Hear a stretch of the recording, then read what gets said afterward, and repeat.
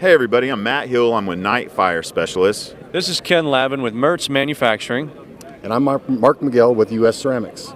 Mark McGill, U.S. Ceramics. Thank you for being here with us today, Mark. Appreciate We you very are much. at the Pleasure. Permian Basin International Oil and Gas Show. This show just has so many amazing people here with technology, innovation. You know how 3,000 of them just your everywhere. company is helping out. Harvesting our natural resources. Mark, how did you get in oil and gas? I was really born into it, I should say. I started out my young career working drilling rigs in high school, right? When I probably shouldn't have been, but I was up in North Dakota. And then ended up down in Houston about 30 years ago. My wife dragged me down there. She's in medicine, and I ended up getting a job in the oil and gas industry and then moving over towards proppants. And I've been in proppants the last 25 years of my career. Man, Wow, that's a very busy 25. area of our industry, that's for sure. Wow. And you've seen the ups and downs. What are some of the things you're excited about right now? I guess what I'm excited about now is everybody loves, the commodity pricing helps everybody, right? I think the important thing that we've always talked about is quality products, and making these wells more valuable, right? Over the last 5-6 years, we've worked on trying to get them cheaper, but I think it's very important to kind of go to the other side of the range. How can we make them produce more? And really that's what I believe we as engineers need to really start evaluating is how can we make them worth more and increase that EUR for the life of the well. Okay, I'm going to nerd out a little bit here because I Yeah. know y'all's products. I want to hear And all about U.S. so Ceramics. Tell me about U.S. Ceramics in a sense of do y'all have some new technologies that are coming out that we could definitely pro and put in there for you guys There and you plug go. right now? And, let's start with that. Is there any new technologies coming out? Plug Plug away. Well, I don't have anything I can actually commercially say right now, but Oh, do I know- like that. I like that. Okay. I do know U.S. Ceramics is working on, let's call it a higher not higher quality, but higher performing, higher stresses proppants.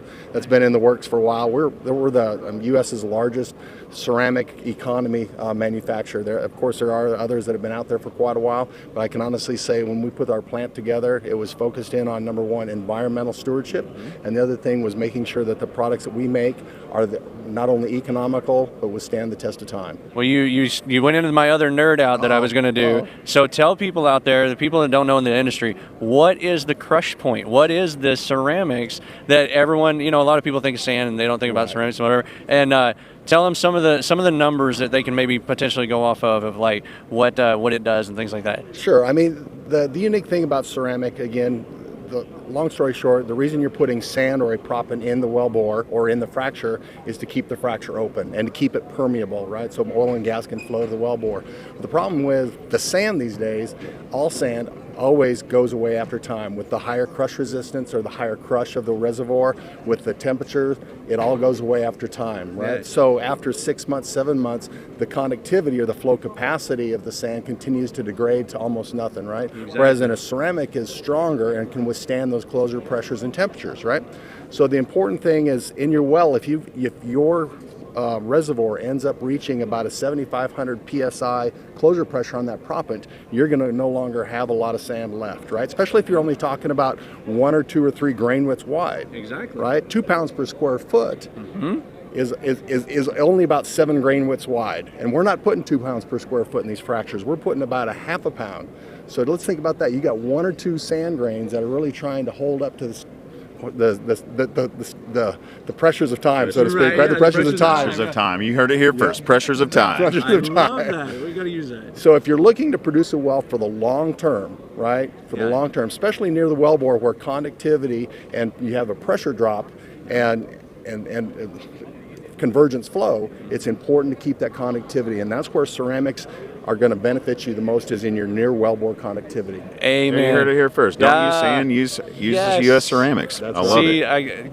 Guys out there, I'm so glad. Thank you. I love that. That's exactly what people needed to hear. That stuff is awesome to me. I love that stuff. So, Do you think someday with the technology we have, like 3D modeling, you could make those ceramic proppants where they have porosity as well?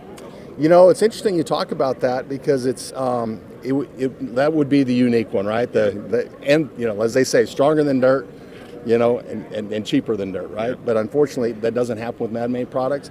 But whether it be a product with porosity or I've always talked about a disruptive technology out there, which isn't a proppant, but maybe a fluid out there that you can pump that creates some sort of inner porosity, connected inner porosity, but maintains, again, I Slight think little that's nano. not great for the Hey, Little I mean, nano, some I've, kind of nano. I've seen. I I'm going don't to plug know. in, but FlexChem, our friends, they have that stuff that's, you could infuse it into the ceramics. You Yes. know, where over time it it leaches out and It keeps helps those treat- wellbores. That's right. It helps treat some of the scale issues and some of the corrosion issues that's there. So yeah, there It's- are those it's technologies fascinating. out there, but it is very fascinating, right? What you can do in situ in the prop and pack, right? So what is the best way for people to get in touch with this awesome technology and this beautiful man right here? Oh, there right, you go. guys, right. Calling So us the bald-headed bald guy is they beautiful, were right? wanting me to shave my head for this interview, and it's not happening. So tell us how you get in touch with you.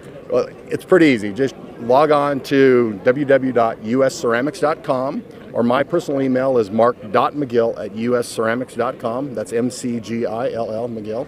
And we'll reach right back out to you, and we're more than welcome to come talk about our technology and helping you make a better well for the long term. Awesome. And LinkedIn too, right? Of course, I'm He's on on LinkedIn and Mark Okay. McGill. Yeah, you got to be on that social marketing and So- media, right? Absolutely. This is what we do, Mark. Thank you for being our victim today. We hope that everybody reaches out to Mark and supports him in his career.